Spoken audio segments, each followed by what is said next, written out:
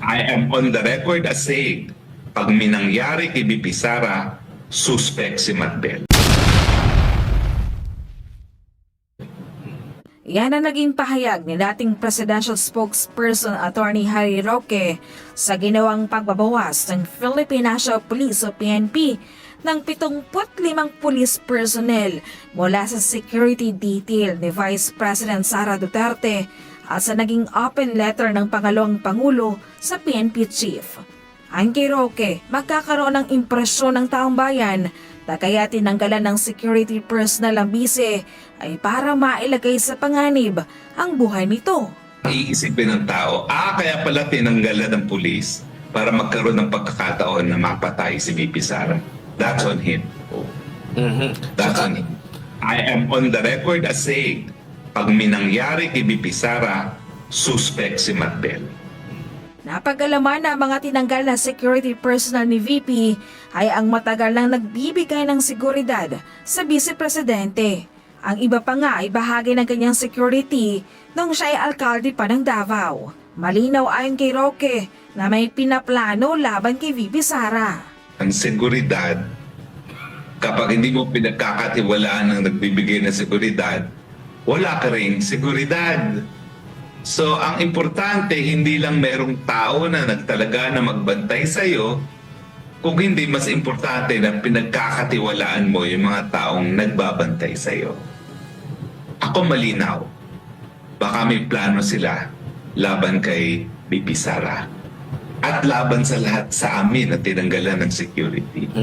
Kaya nga po, pag may nangyari sa amin, ang unang suspect po dyan, yung mga nagtanggal na aming mga tao na nagbibigay ng seguridad. Di ba obvious naman yun? Nagbigay din ng pahayag si Roque sa pagpunta ng PNP sa tinitirahan ng bise para siya ikising kaya nang nabanggit ni VP Sara sa kanyang open letter. Anya, maaring maging bahagi ng kanilang plano kay VP Sara ay paratangan at pagbintangan ng kung anong krimen ang ikalawang Pangulo. Bakit tinuturing na kalaban ang ating Vice President samantalang siya ang pinakamangalawang mataas na opisyales?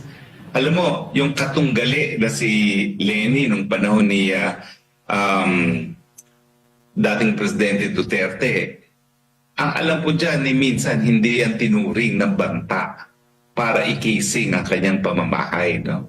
So ngayon talaga, malinaw na baka meron talaga silang mga plano na sa susunod na mga panahon, pagbintangan, bigyan ng paratang na krimen laban kay BP Sara at tuluyan ng arestuhin.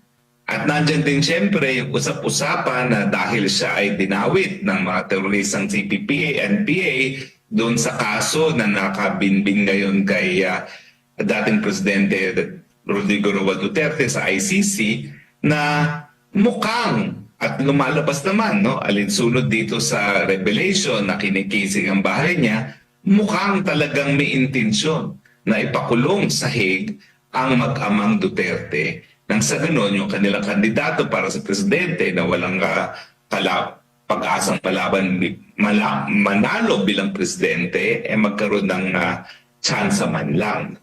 So malinaw po yan na talagang political harassment po talaga ang nangyayari.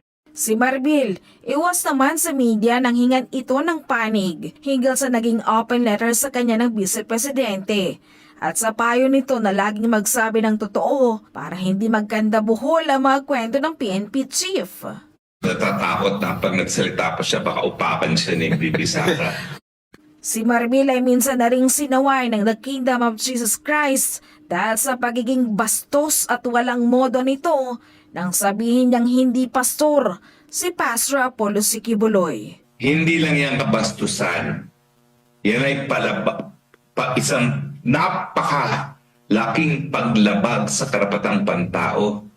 Dahil ang karapatan na magkaroon ng pananampalataya at kumilala ng mga pastor kabahagi ng karapatan ng malayang pananampalataya, freedom of religion. At yan po ay nakakalungkot dahil ang kapulisan, sila dapat ang nagpapatupad ng batas at nagsisiguro na ang kapulisan ay rinirespeto ang karapatang pantao.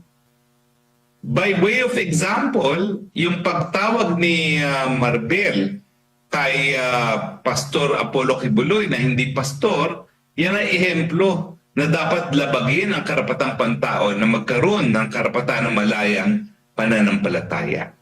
Para sa Diyos at Pilipinas kong mahal, Margaret Gonzalez, SMNI News.